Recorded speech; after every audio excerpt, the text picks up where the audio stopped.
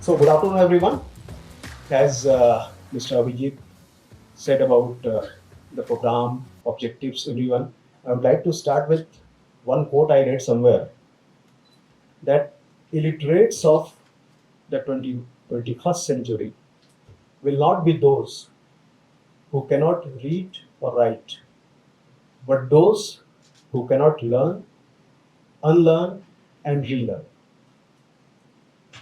So, this whole perspective is based on learning, unlearning, relearning, upskilling of the target audience here.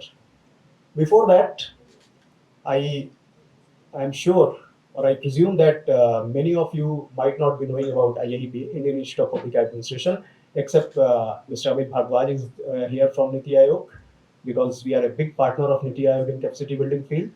In fact, right now also, there is a big program at IIPA going on of ABPF, Aspirational Block Fellows Program. It is also a very ambitious program and close to the heart of Honorable Prime Minister, the Aspirational Block Fellows Program. Niti Aayog has in fact identified 500 aspirational blocks in whole of India, and they have appointed block fellows there. The target is, like aspirational is a say fancy word. We all know what does it actually mean. That those blocks are lacking development, are backward on all parameters of development. Niti Aayog has identified 40 indicators, in fact. On those, these aspirational blocks have been identified there.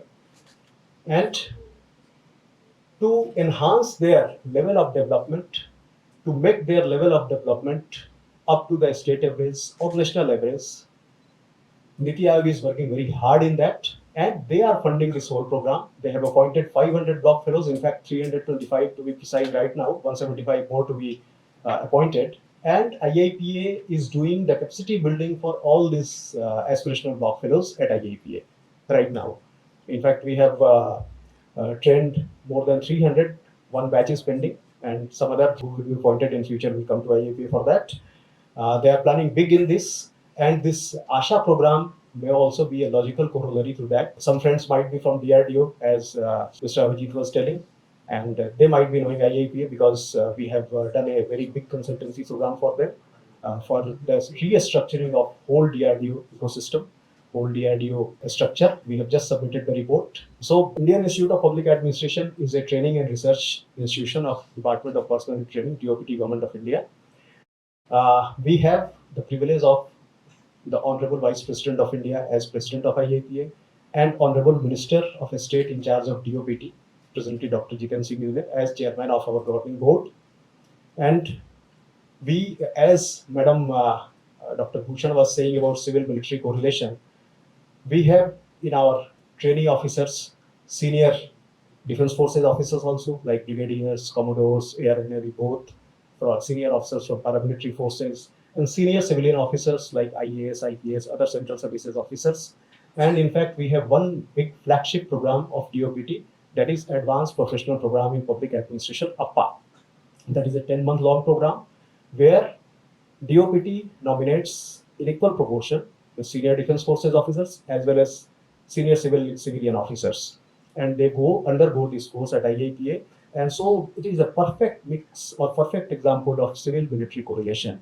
In fact, in the pandemic time, many of, say, the army officers, defense forces officers shared the feedback with us that this course helped them a lot in forging civil-military correlation. Like one participant, we developed a close friendship, and he's right now Lieutenant General. He was Major General at that time of Bareilly Mountain Division. And he shared that we had daily meetings in the period of pandemics with commissioners, DMs, and the APPA course helped us a lot in forging this close relationship with civilian counterparts. Otherwise, we could not have done that.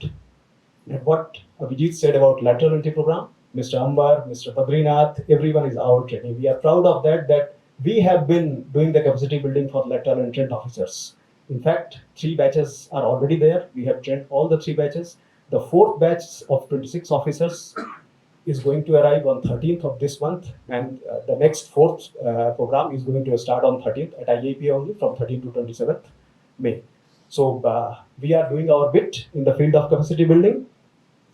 And since Abhijit is a close friend and I am a layman, I am neither a medical professional nor a scientist, though I am an engineer by education from Hassan Dhanbad, but I do not claim to be scientist or medical professional. So it was something foreign to me that he told that no, you have to speak on the ASHA health sector perspective. So I could not ignore his order, and I had to come here to speak something about the capacity building about ASHA workers. So ASHA, like Accredited Social Health Activists. The name ASHA is synonymous of hope. ASHA means hope. So as Madam was also saying about frontline workers. So ASHA is the first port of call in time of crisis in the rural areas. Like the perspective of government is also changing. We have evaluated one very good scheme of Government of India. Amit will be knowing about that. That is BADP, Border Area Development Program. Now it has transformed to VVP, Vibrant Villages Program. And that is a saturation approach of government. Earlier, the resources were lacking. Like say, in a block, if 100 hand pumps were required, only 10 were supplied. And what happened with those 10? We all know. Political masters were there, officers were there, everyone had their share. So the targeted common audience could not get all those benefits. Now the approach has changed. This approach of, say, poverty has given way to saturation approach. Like if 100 is needed, then give 1,000. So that there should not be any corruption. Everyone should get the resources they want, they need. And in this slide only, VVP was also formulated or rather reformulated from BADP, where saturation approach was there. Earlier, we used to call the border villages as last village on the border of India, but now they have been called as first village. The India starts from there, first village in the border, from the border, and whole saturation approach like schools, hand pumps, electricity, water, Jal Jeevan Mission, everything that they should get first because they are our first line of defense. As ASHA is our first line of defense in the field of rural healthcare or grassroots healthcare. I was a bit surprised when I happened to see what Abhijit sent me the brochure that they are doing the pilot in 9 states in 72 districts. And the pilot was in MP as well as in Odisha, but in between, not in Chhattisgarh, because Chhattisgarh is sandwiched between Madhya Pradesh and Odisha. And why, when I dug up some information, then I found out that it is the Chhattisgarh where the origin of this program lies. Chhattisgarh has re-advanced in this rural healthcare field because when it was partitioned and carved out of Madhya Pradesh in 2000, the public health was one area where Chhattisgarh was very, very down in the ladder. In fact, infant mortality rate in Chhattisgarh in 2002 was 95 per thousand, where the national average was 74 in rural areas.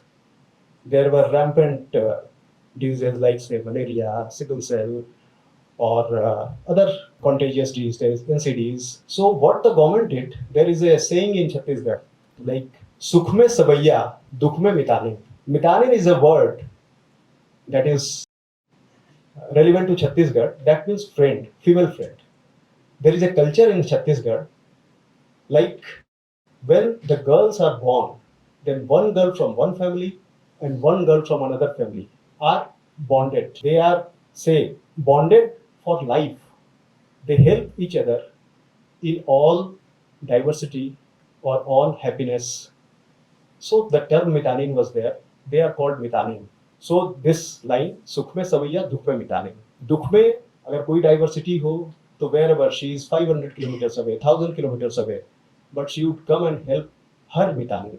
So on line of that mitanin, in 2002, the Chhattisgarh government started Swasthya Mitanin program. Like it was a precursor of ASHA. There in blocks, in rural areas, they appointed Swasthya Mitanin, and they were given this task, taking care of rural healthcare facilities so that these problems can be warded off. And Chhattisgarh has really made a good progress in that. Now their infant mortality rate in rural areas is only 40 or below 40, I think 38.5 something. So with this astounding success of this Swasthya Mitani program, Government of India copied this in 2005 and started National Rural Health Mission, NRHM, and where this concept of ASHA originated in 2005. And ASHAs were given many responsibilities, as Abhijit was saying, that, but he rightly pointed out that they are not doctors. They are at best a supporter in healthcare facilities. Their qualification or whatever it is, they lie in the age group of 25 to 45 years. There should be minimum 10th pass. So we cannot expect them to be doctors. They are not medical professionals, but at best assistants to medical facilities, healthcare sub-facilities in pursuit of, say, One Health for India, and providing not only universal healthcare, but quality healthcare also. They were given so many responsibilities like antenatal care, maternity care, taking care of infants, children, then taking care of pregnant ladies, taking care of immunization, vaccination, and the most important thing was monitoring and reporting and giving feedback, evaluation.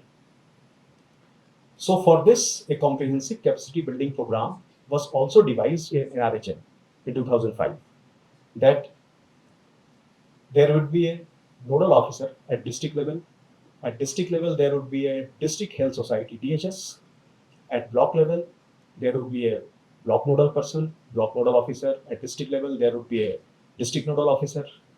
Then Anganwadi was there at that time.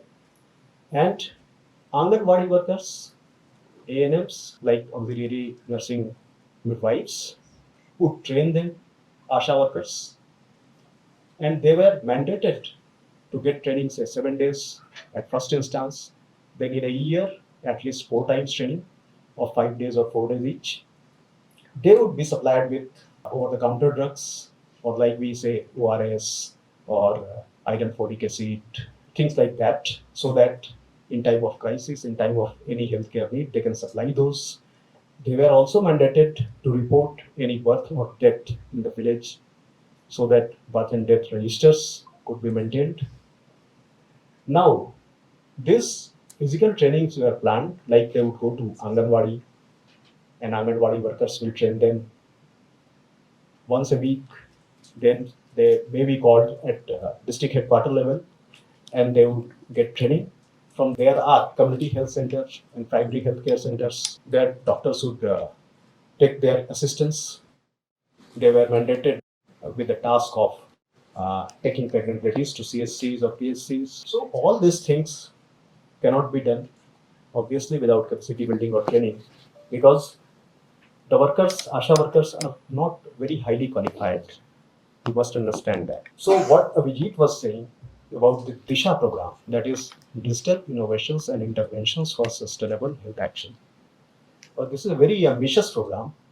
In fact, what you were talking about, Karmyogi Bharat and the IGOT, Integrated Government Online Training, that is designed, or its objective is to train the officers from chairman to lineman.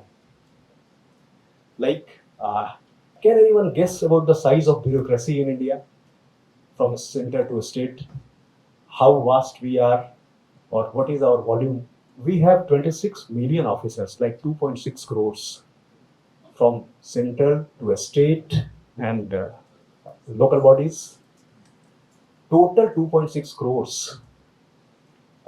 Just some days back, I was just going through a report from Estonia, the survey in civil services. They have only 24,000, and we have 2.6 crores.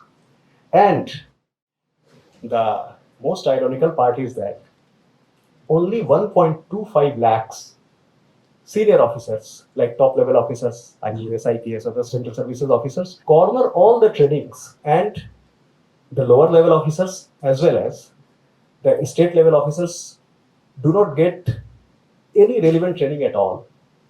like say 3-4 days or a foundation of 2-3 months in their whole lifetime. So for this, to eradicate this anomaly, this National Capacity Building, Civil Services Capacity Building Program was devised, and now the institutions are making courses, putting on iGot platform, so that everyone can get the trainings, relevant trainings. And there has been good examples like training of Gramin Dak Sevaks. Department of Post has taken this on war footing, and they have trained more than say 2 lakhs, 3 lakhs postmen or postal persons, Gramin Dak Sevaks, with this iGot online training. As also in railways, the railway board has also taken this on war footing, and they have trained all the say TTs or station masters, ASMs with this iGot training. And I think the number is more than 5 lakhs in this, or not less than 4 lakhs, I suppose, because the TTs and lower level officers make a big chunk of Indian railway personnel. So why can't we do this with ASHA also? Obviously, as Abhijit pointed out, that they are not on payroll of government. They are not, say, paid workers. In fact, they do not get a stipend also, as you said. They only get incentives. They are incentivized. And I was just going through about the incentives, and I saw that the last revision came in 2018, and it is such a minute amount. Like if registering a say a pregnant lady in the village, and the pregnant lady get 2,000, and ASHA worker will get say 300 or 400, like this. So very small sum. In all, in a month, they cannot get more than 3,000 or 4,000 rupees. So this is very minuscule sum. We have to request, the Department of Health and Family Welfare for not only upskilling them, but upping this incentive programs also. But otherwise, who will get the motivation to do all these things? Because their job is very tough in the rural surrounding, village surrounding. Every ASHA worker is expected to say work for like 3-4 hours a day. For 3-4 hours a day, also 3,000 or 4,000 per month is very meager amount. So we have to think about that also. And like they have getting this physical training, but physical training is not sufficient for 9 lakh ASHA workers all over the country. We have to devise, like Abhijit said, that a training platform, online training platform, or some online training material, as he was pointing to Mr. I'm forgetting his name, Vivek. God. It's a WhatsApp chatbot on which they. WhatsApp chatbot, exactly. In fact, I have seen this methodology of capacity building in NRLM, National Rural Livelihood Mission Program. They also do capacity building program, both physical as well as online. And in online training, what they do, they make material, videos, everything, and they make a say WhatsApp group of that targeted audience, like say 30-40. Because in RLM is also a very big program where SHG, self-help groups are involved. Capacity building of the rural women is involved in that. And apart from physical training, they do this type of online training. 30-40 in 30-40 groups. They make a group on WhatsApp. They supply the videos on WhatsApp.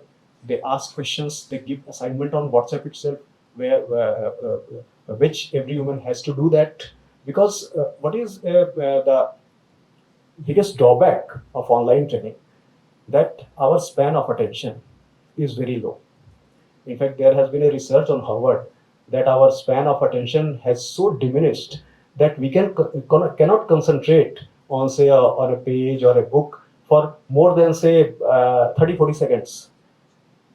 So that's why, in fact, Capacity Building Commission, which has been formed in pursuit of this National Civil Services Capacity Building Program, it has advised every CTI, that is Central Training Institutes and IEPA, like these institutes, that please make shorter videos, not long videos. Because earlier, what happened that when iGot was formed, and our courses are also there, like one of our courses of IIPA, that is on stress management, is the biggest hit on iGot. more than I think 50,000 persons or officers have so far gone that stress management video or training program. But they are now advising everyone that make shorter videos, like say 5 minutes, 7 minutes, not more than that, because our span of attention is not much.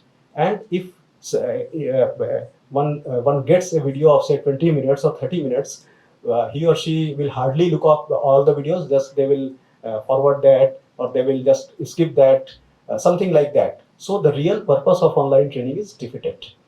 There is another problem in online training, like the peer learning, which the officers or trainees gets in physical training.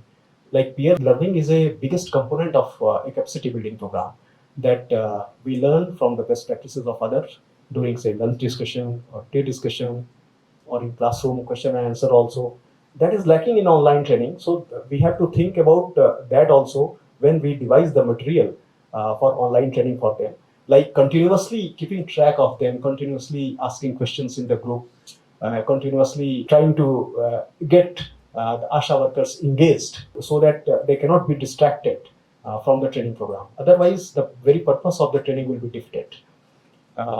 So these are some of the things. And for this, not only ASHA, but like there is a big institution of CMO at district level, Chief Medical Officer, under which all these programs run. CMO is there. Then at block level also, there are community health center, as I said, that there are doctors. So we have to get an integrated approach, because those are the persons which are in constant touch with the ASHA workers. So they work as mentor to ASHA workers also. They advise them also. So we have to take a holistic view about this by developing capacity building training materials for them also, or involving them as say district headquarter level. When you are going through a say 72 district pilot program, it is one of the biggest pilot projects around the globe. So we have to take care of all these things also, because TNA is very necessary. In this pilot project, one of the components should be TNA, training need analysis. That what is lacking, what should be done in the online training, and the impact assessment of earlier trainings also, like what they have undergone in the physical training program. Their feedback is very necessary. The ASHA workers also, and it is very tough to get the feedback from all of them, but a randomized sample can be there, like 10%, and the feedback of doctors there, CMOs there, and the members of district health society. That is very important. Their feedback, then how to structure this program, how to make this program more effective, this digital learning about from the ASHA workers. So all these things we have to take care of that. And I think and I hope that the DIIHSA program is going to suffice all these things. For the ASHA workers, I remember one line, because they are someone in the rural areas people bank upon, and they encounter so many hurdles, so many problems, but they are working with those bigger salary itself, but with higher motivation. So I was just going through one share, if I allowed to say that, about them, that सीढ़ियां उन्हें मुबारक हो जिन्हें छत तक जाना है, सीढ़ियां उन्हें मुबारक हो जिन्हें छत तक जाना है, मुझे तो अपनी मंजिल खुद बनानी है, रास्ते खुद बनाने हैं. So with this, I would like to thank Abhijit and each and everyone. I am really overwhelmed to be here, and I am really feeling brought to be in such an esteemed gathering of qualified persons. But thanks for inviting me, and thank you so much. Thank you very much.